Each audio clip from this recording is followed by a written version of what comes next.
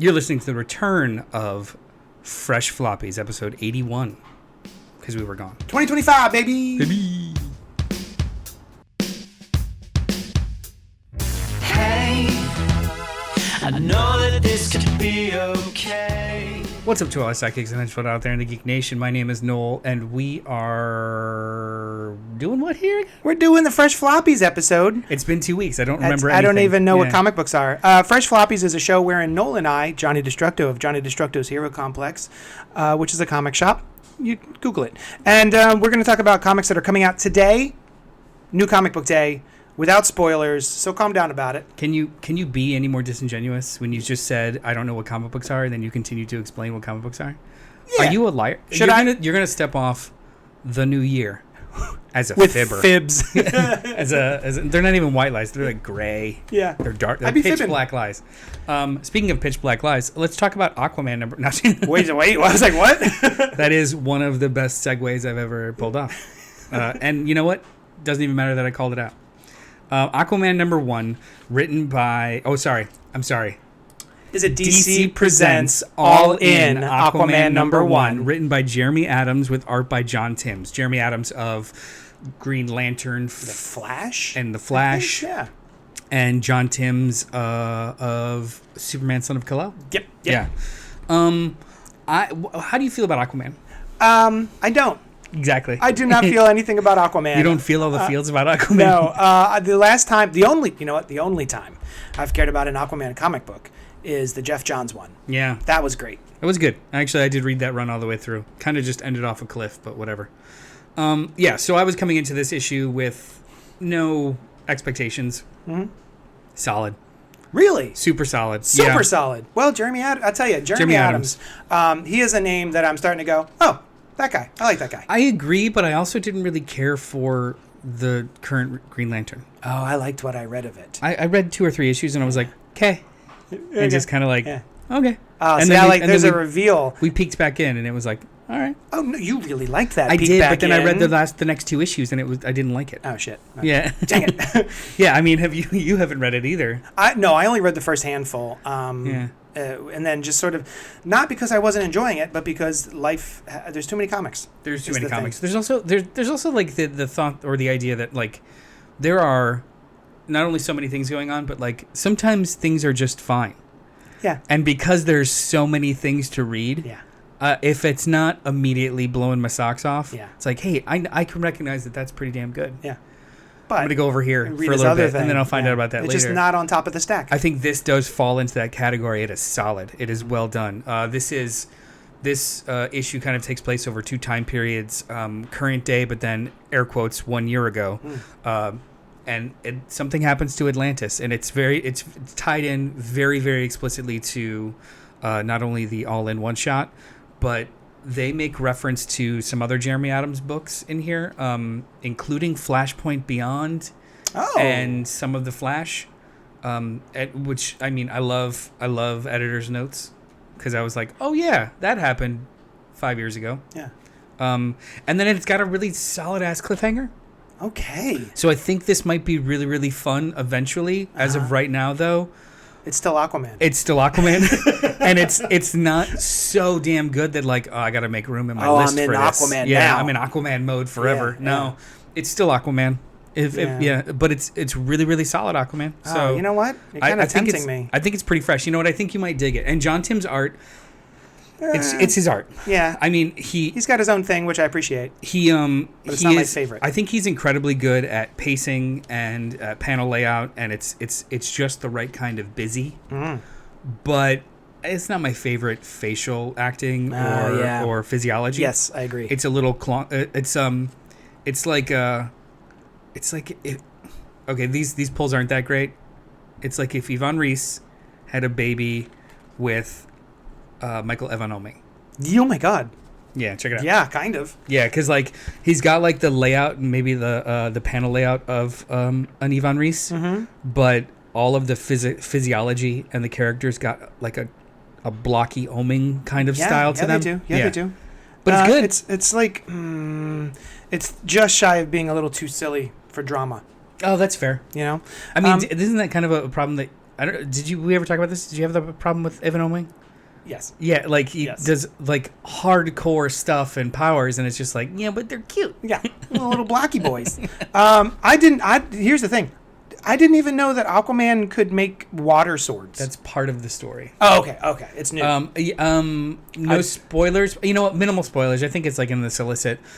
After absolute power, the powers were brought back to them, but some of them were little janky. So he's got a little bit of Mira. He's got Mira's abilities now. Okay, that's cool. Yeah. Also, props to this cover design of the shark breaking through and chomping on his logo. Yes, the always recognizable Aquaman logo that if anyone sees it would know exactly what it indicates. Anyway, this is fresh. This is pretty fresh. Yeah, awesome. As somebody who didn't necessarily care, I care now. But not enough. If you care, maybe you'll love it. Yeah. Hey, email us at cultpopgo@gmail.com or tweet at us. Let us know if you're like an Aqua stan. I was gonna say like, hey, email us or tweet at us and let us know if you care. Yeah, just in general. I would love to know. And like, what's your favorite Aquaman story? If you're trying to get someone into Aquaman, I want to know what story that you would pick. I feel like everyone is gonna say something that's 40 years old. Yeah. Except for me, which it's either Jeff Johns. Jeff Johns. Which I did read and I liked, but at the time when I picked up that omnibus, everyone was talking about how it was the most masterful piece of comic booking that's ever existed. And I was like, it's good, guys. It's Aquaman. Relax. I'm not hanging on. I'm moving on. We're cruising ahead, my brother. Cruel Kingdom from an entertaining comic. So for anyone who doesn't know, there were comic books way back in the Dizzle, which were EC Comics. The EC stood for an entertaining comic, which I guess would be AEC, but EC Comics. They were horror comics of all sorts of genres. I guess that doesn't make sense. Yeah, it wasn't horror. It's not just horror. They were genre anthology comics. So it was horror, sci-fi, magic, Yeah, you get it. And so they've come back with several titles, including this brand new one, Cruel Kingdom. I want to give flowers. It's Oni Press that brought it back. Oh, thank you. Yeah. Oh, I didn't even realize that. Yeah, great. Oni Press has the EC because it used to just exist as reprints, I believe, by Dark Horse. They bought the libraries and were reprinting them, and that disappeared for a while. But as far as new EC imprinted comics, no, this is the first time in decades. Wonderful. Thank you for that. Yeah. I will say, no offense to, who'd you say? IDW? Oni? Oh, no. Who Dark Horse? Dark Horse, who did the reprints. They suck. The reprints suck? The reprints suck. They're digitally recolored, not to my liking. Let's say that. I grew up reading EC Comics, Tales from the Crypt, etc. Tales from the Crypt, creepy. Yeah. That's it. Yeah. No, it's a story of suspense. Tales from the Vault. I'm trying to remember. Oh, it was a bunch of them. Anyway, I read them when I read them when I was very little, and that's sort of how I got my introduction to Tales from the Crypt. Mm-hmm. So this Cruel Kingdom is a sword and sorcery kind of book, fantasy, and it is your favorite kind of book, an anthology. All new tales of magic and malice. So this has 4 stories. Blood of the Robo King by Greg Pak and Leo Max. Friendly Visitors by Al Ewing and Kano. Death and Pickaxes by Chris Condon and Charlie Adler of Walking Dead fame. And The Demon's Face by Ben H. Winters and Andrea Muti. Demon's Face is the only writer I've never heard of. These are good creative teams. Yeah, and I'll tell you what, these are good stories. Nice. I'm used to these sorts of anthologies being horror based, and it was really refreshing to have a different genre. I'm just so used to the horror bit, and these are wonderful. And I do not like Liam Sharp as a rule. The exception being this cover that sort of looks like a Bernie Wrightson homage. I think Liam Sharp has 2 modes. I like awesome. this mode. The other one I don't care for. Give me this mode, man. Yeah, the hyper detailed kind of Frazetta mode. I really love. Yeah. The painty Sienkiewicz mode he has, I truly dislike. Yeah, same. But yeah, this, if you're looking for an anthology series that is not horror, but has maybe some horrific elements, this is great. It's basically, I don't know if it's a spoiler, but like one of them is, what if the Shire was visited by astronauts? Nice. This looks cool. You know it's- what? And I believe this is only a 4-issue mini or a 5-issue mini, anthology mini. This is going to be a great collection. Yeah, man. Yeah, I'm actually this art in is on fantastic. this.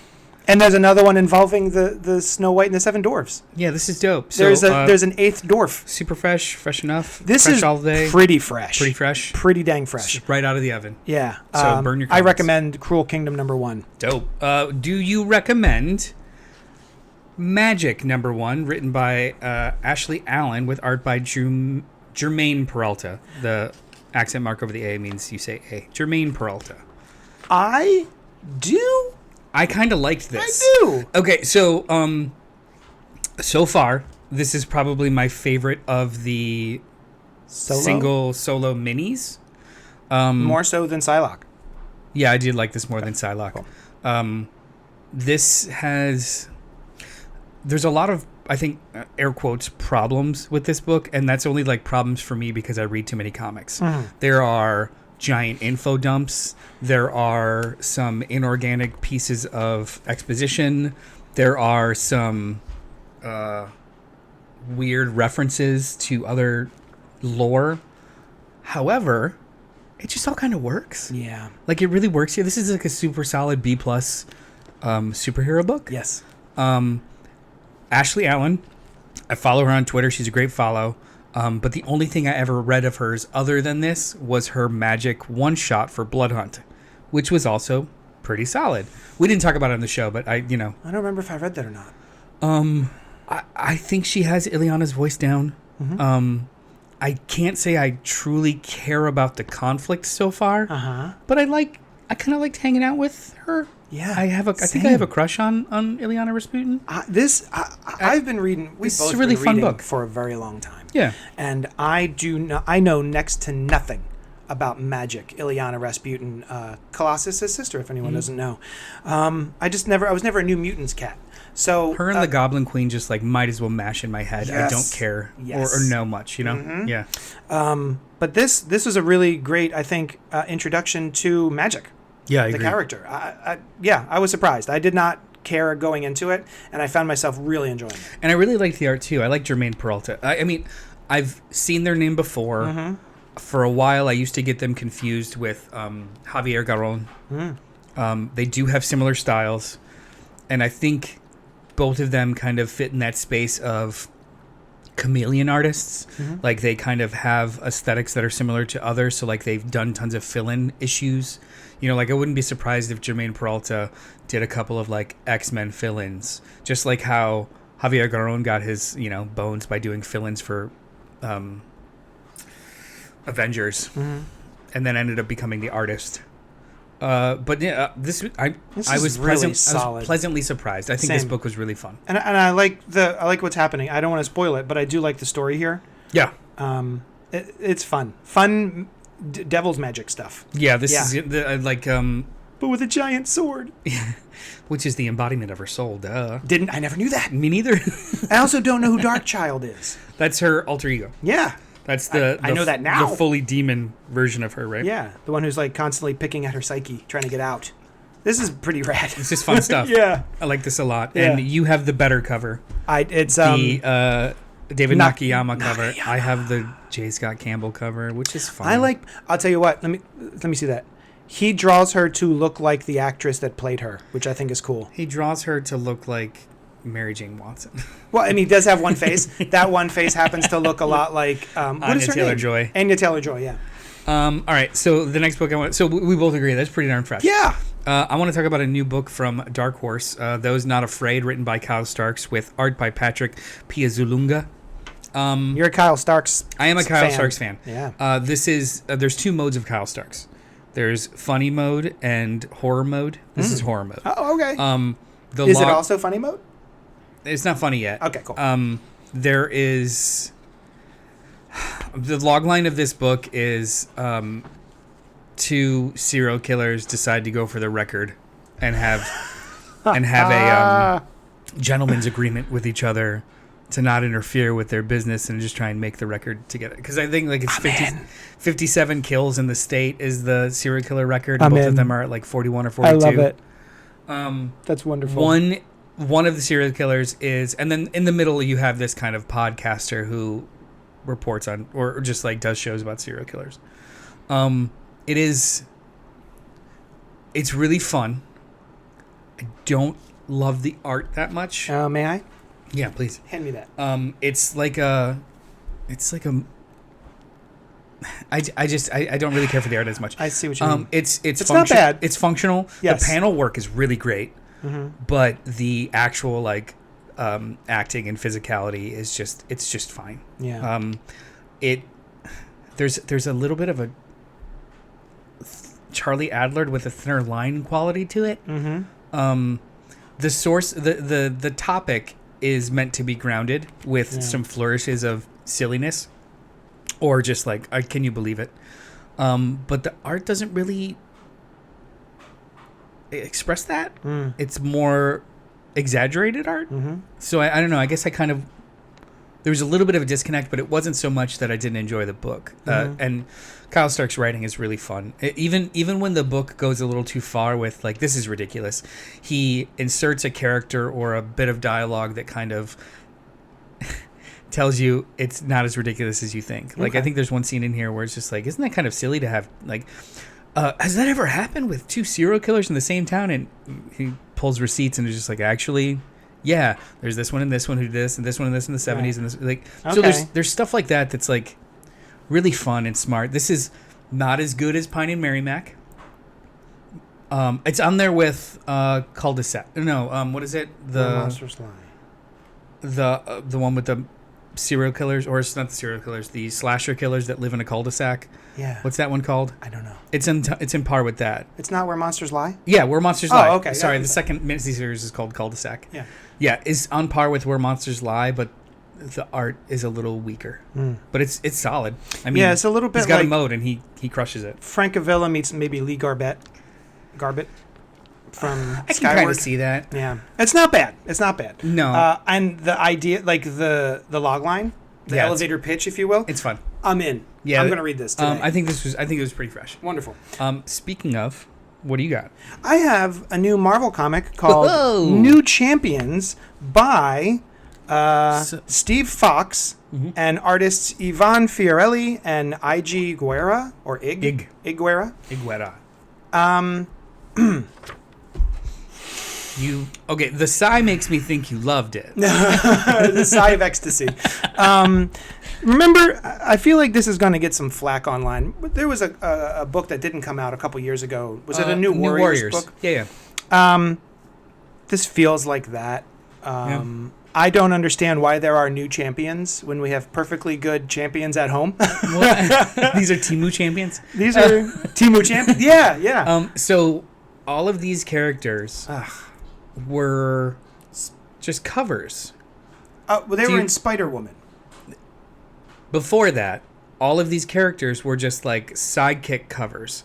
Like it was a Marvel Top Guns or whatever. Like what do they call themselves? Young Guns. Young Guns. Yeah. Yeah, Young Guns. It was a series of variant covers of what sidekicks of these heroes would look like, or versions of sidekicks. That tracks. Thank you for that. And I thought it was only going to be like fun covers, but then some of the characters showed up in Spider-Woman. Yeah. And I guess it was a soft launch. Oh my God, that explains everything.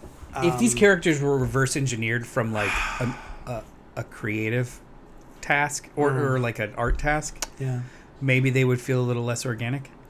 They do feel less organic. So tell me about the book. This is not for me. This is NPR now. Tell me about the book. What were your feelings? I felt that I'd rather have the old champions. The previous champions. The Mark Waid champions. Oh, that was a good book. Right? That was a really good We had book. Miss Marvel. We had Viv, the Hulkling. Not Hulkling. Amadeus Cho. Yeah. That was awesome. This is not. This is not for me. I am not the audience for this. Maybe it'll find an audience that really appreciates it, but it really does feel like a bunch of kids cosplaying as other heroes. I want to investigate, because I say this a lot too, and I want to be more specific with it. Not for me. Who would you think it's for? Or what explicitly makes it maybe like out of your demo, and or who would maybe like it more? The younger set. So it's more YA Yes. ish. Oh yes. For sure. Okay. Yeah. Yeah. This just first, and also the logo As is a YA really book, boring. is it fine? It's fine. It does what Like it needs it could still to. be a bad YA book. You know what I mean? Like what I'm trying to say is I have a bad habit of being dismissive or being short with my Yeah. criticism, and I don't want people to like, fill the space with why are they bothering with this stuff? More so like not for me because, right? So like not for you because I think as a first issue comic book, it's fine. I think if you're trying to get new readers in, you can give this to the younger set, and they may enjoy it. what's the rating on this? The interactions of the kids is fine. The story's kind of interesting. The end where it basically just opens up to a lot of members of the team by accident is kind of neat. Spider Boy's in there. Oh yeah. Oh, we get some. Okay. Yeah. It's a la the spell that is cast by Doctor Strange in No Way Home, Oh really? where it has unintended consequences. So yeah. Oh my! And there's the. Yeah. Do you see what I mean? Like, I it's do just see what not you mean. I for really me, but do, someone like- might enjoy it. Like I didn't. Comics are for everybody, but sometimes they're not for you, Yeah. and that's fine. Yeah. I'm not mad at it. I really, really do love this like teenage Ghost Rider design. Wait, Ghost Rider? Where's Yeah. a teenage Ghost Rider? There's a girl with Ghost Rider pigtails. Hang on. Let me get to it. I think I missed her, unless it's the last page. Oh, her. Yes. Is she cool? That's actually, you're right. It's like Ghost Rider Ghost Rider-ish is Yeah. how they describe her. Ghost You're Rider-esque. Right. Yeah. She's got the Daft Punk Yeah. or radiant black And helmet. she's got the Robbie Reyes kind of coat thing going on. Yeah. You know what this feels like? Not having had a chance to read it, this feels like Next Avengers. You remember that animated movie, and Yes. and then they turned it into some YA books. Yes. It's basically that. Perfect. Okay. Perfect. So, didn't scratch your itch. No. But It's not dismissible. perfectly cromulent. Perfectly cromulent. Yeah. And the New Warriors pull, I still contend. We never got to see that book, but I Yeah. still contend it was likely a satire. A gag. Yeah. Because That's the the way I writer feel. is a comedy writer Yeah. for Stephen Colbert. Mhm. Like, it was meant to be Mm-hmm. off the wall, not, well, you're taking this seriously. Like, Yeah. kind of, but not really. Yeah. Relax. No. I was kind of curious to read that. I kind of was too. Still wish I could. Yeah. Yeah. Let's talk to Dan Kibblesmith and see if he could just give us a copy. Speaking of, there's a book that came out this week that it reminds me of him every time I look at it, and that's DC Presents All In, Absolute Batman #4. Written by Dan Kibblesmith? Scott Snyder, Oh. Dan Kibblesmith's best friend. And with fill-in art by Gabriel Walta of Vision and Sentient fame. Yeah. What did you think of this issue, this fourth issue of an ongoing Extravaganza? Saga? an ongoing ganza of extravagance? What did you think? This was great. We're running out of things to say about this book. Yeah, the way that Scott Scott Snyder, Scott Zach Scott, the cool Snyder. thinks about the good Snyder. The way that he's looking at bats and how they do things and the sort of the base level aspects of Yeah. bats and incorporating it into this version of Batman is just I think halfway through this I went, man, he's doing some next level stuff here. He was doing shit like this, kind of like this during his Batman run, where it would he would hyperfixate on some sort of aspect, either of bats or of Gotham, and then create a whole story point out of it that relates. This is like deeper and next level version of that. Yeah. Like, when he was doing that with the ongoing Batman title, it was just to reinforce the stuff that's already there. Doing it here, he gets to redefine aspects of Batman altogether. Mm-hmm. By using the same kind of story features, which is really, really, really, really, really, really impressive. Yeah, I'm having so much fun with this book. There's one line here that actually comments on how cheap a thing he did was, Mm-hmm. and I was like, okay, good. Mhm. Yeah, because part of my issues, if you remember from the last time we read Batman, Absolute Batman, was I felt like he still feels like a millionaire because of all the gadgets he has, but then he sort of lists like how cheap this was to do. It's like, okay, all right, fine, that's all I need. I feel wildly validated because I think we argued about that. Like, no, it's not like branded and crazy. Like he's just smart. Squats, or isn't like he does lots of squats. Yeah, but so he get them. He took over cheeks. like empty squat. Like he squatted in empty buildings. He created like this network of things over the last couple of years of like hideouts, and then just he's a brilliant engineer. Yeah, like they established that as a small child, being a brilliant engineer. Yeah, and then we get to see him actually like putting some of his cool stuff together. Like this is the part in the first arc where we get the training montage. Yeah, we get the making of Absolute Batman, and I think this is absolutely wonderful. And where his bat thumbs come from. Fill-in artist, but because it's a past story that only kind of touches on current, it so works. Yeah, aesthetically too, it really works. I really like Gabriel Walta. I do too. I was delighted when I saw that he was drawing this. Look the bat logo and stuff. Ugh.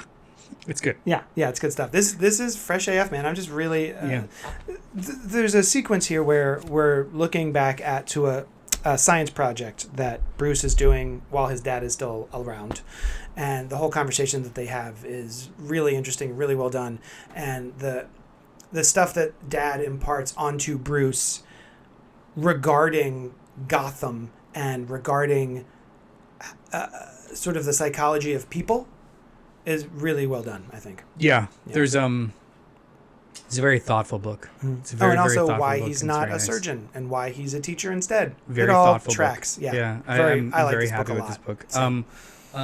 I read a couple of other things that you didn't get a chance to read, but I know that you're gonna, so I'll talk through them really quick. All New Venom #2, written by Al Ewing with art by I forget the first name, Gomez.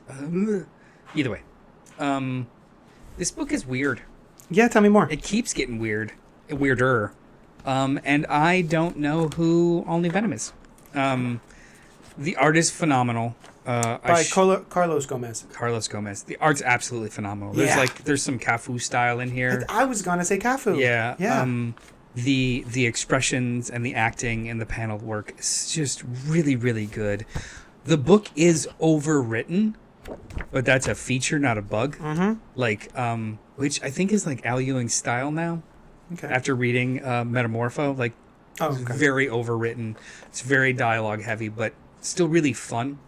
We've got this central mystery of who is actually in the All New Venom suit, with 4 suspects, and at the end of this issue, one of the suspects gets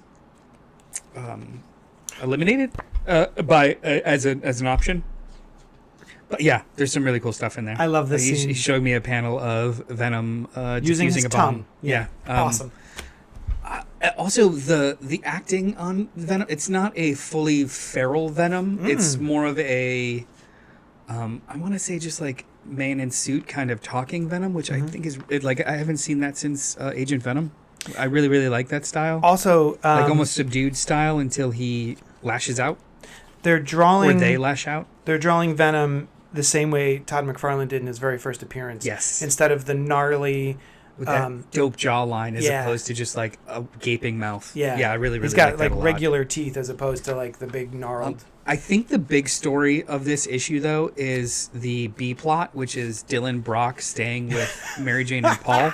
You were telling me about this. He is the biggest shit. Yeah. He is ruthless, and he is Paul's biggest hater. Yeah. I feel like the entire internet...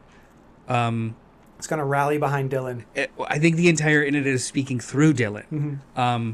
And I don't even hate Paul that much. I don't hate Paul at all. I think he's a victim of circumstance. Fine. He's a perfectly cromulent human being. Yeah.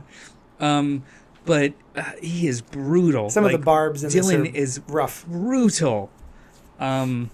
which was really fun to read. Yeah. Like there is a genuine humor to this book that I really, really find appealing, and I think this is something special. Nice. Yeah. Yeah, and then the very last page is like a what? Yeah, I haven't felt this excited about Venom since Donny Cates. Yeah, man. Something that's different as opposed to member berries. Yes. Yeah. And speaking of member berries, Amazing Spider-Man number 65, written by Joe Kelly with art by Cafu.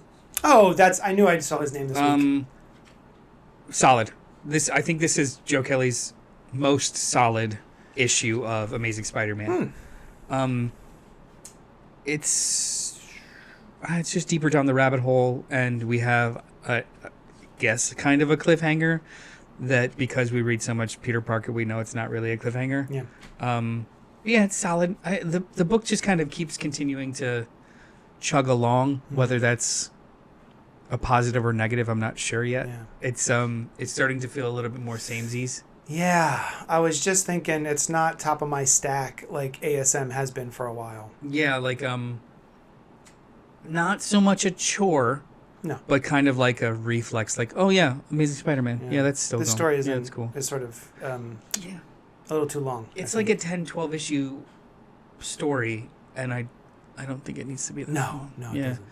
We're on I think chapter 5 or 6, and we're only like 3 of these dudes in these Sidorak demons. Yeah, the Sidoraks. Anything else coming out this week that you're excited about? I'm stretching. That's a good question. I'm not at the shop, so I don't have it in front of me, but I am really interested in reading all new Venom and what was the other one that I was really excited about? Aquaman. Oh, okay, no. Oh, Those Not Afraid. Those Not Afraid. Fun book. Very fun book. I'm gonna read that Kyle Starks. Kyle Starks is always kind of a bit of a blind buy. Yeah, good stuff. I made a TikTok, speaking of Amazing Spider-Man, I made a TikTok, I don't know, a year or two ago, and it was basically like the Michael Scott, I love it, and it's just me throwing down issues of Zeb Wells' Amazing Spider-Man, and it keeps getting comments. Yesterday, someone commented, any actual fan of Spider-Man knows that run was not well written. To which I responded, any fan of Spider-Man knows that his name is Spider-Man. Because he just did Spider-Man no dash. So take that, internet. I win. All right. So that's the books this week that we were excited about. Yeah. Be sure to like, comment, subscribe. Also, join us this week on the live CultPop Podcast. We are live every Wednesday night at 8 p.m. Eastern Standard Time. This week, we're going to talk about biggest movie of, I guess, the biggest horror movie in America, Nosferatu, as well as a listener suggestion of a small Australian horror comedy from 2018 called Necrotronic. Yeah. And that reminds me. I have to watch that. It's a doozy. Yeah. If we don't get around to it, then we'll squeeze it in somewhere. But yeah, we're going to talk about that today, with much more fun stuff coming in. So it's happy to be back. We will see you guys later. If you have any questions, comments, concerns, or suggestions, be sure to email us. cultpopgo@gmail.com, or tweet at us, or comment, like, subscribe, do all that stuff. All the things. Thanks, and we love you. Bye-bye. Do-do-do. Try to work on this when I ought to be settled down.